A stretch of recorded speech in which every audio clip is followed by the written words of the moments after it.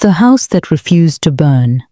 In the remote hills of Nagaland, nestled amidst dense forests and misty valleys, there was a village called Mukami.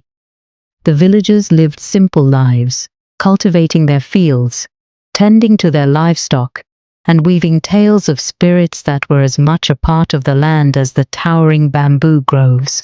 One such tale was about the ash house, a cursed ruin said to lie on the outskirts of the village. Years ago, the ash house was the home of a peeler, a widowed woman with 2 sons. She was known for her fiery temper and harsh words, which often made her neighbors uneasy. One fateful night, the house caught fire, engulfed in flames so intense that no one could approach it to help. By morning, the house was reduced to ashes, and neither Apila nor her sons were ever found. The villagers believed that her restless spirit haunted the site, and they avoided the area at all costs. Decades later, a traveler named Temujin found himself lost near Mukami. He was a wanderer from a neighboring tribe, searching for medicinal herbs to sell in the nearby markets.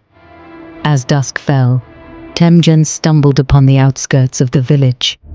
The path was overgrown, and the air was heavy with the scent of damp earth and wildflowers.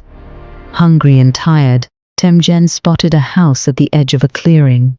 Its door was slightly ajar, and a faint, welcoming glow emanated from inside. He hesitated for a moment, remembering the stories he had heard about the haunted places in these hills. But exhaustion overtook his caution, and he stepped inside. The house seemed ordinary at first glance. A hearth stood in the center, and bamboo mats were neatly laid out on the floor. There were even earthen pots and utensils stacked in a corner.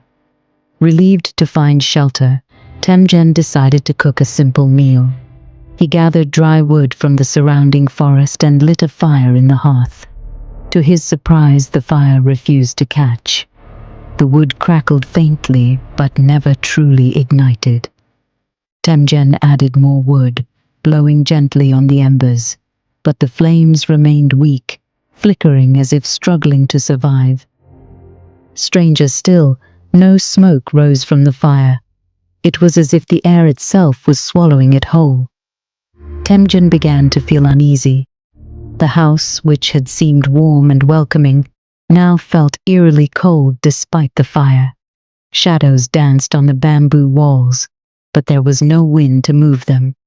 His instincts screamed at him to leave, but his hunger kept him rooted. As the night deepened, Temujin sat by the dim fire, eating his barely warmed rice. Just as he began to doze off, he heard faint whispers. At first, he thought it was the wind, but the sounds grew clearer. Soft voices, like a mother singing a lullaby to her children. Temujin looked around, his heart pounding, but he saw nothing. Suddenly, the door creaked open. A cold gust of wind swept through the room, and the fire died out completely. In the dim moonlight, Temujin thought he saw 3 figures, 2 children and a woman standing by the hearth. Their faces were blurred, as though they were veiled in smoke. The woman's voice echoed softly, "Why do you disturb our home?"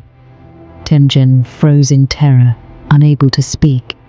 The figures moved closer, and he felt a wave of unbearable heat, as though he was standing in the middle of a roaring fire.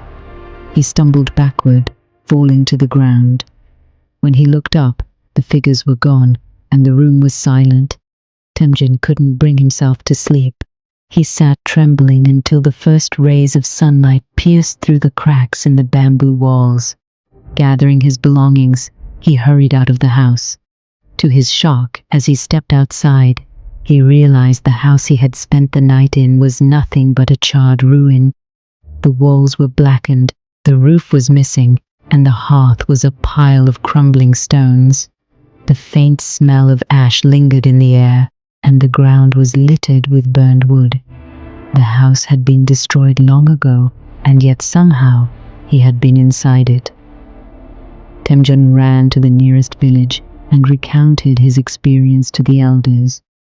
They listened intently, their faces growing grim. An elder named Ausenla spoke. You stayed in the ash house, where Apila and her children perished. It is said that their spirits linger, reliving the night of the fire, unable to find peace. You are fortunate to have survived. Temujin left Mukami that same day, vowing never to return.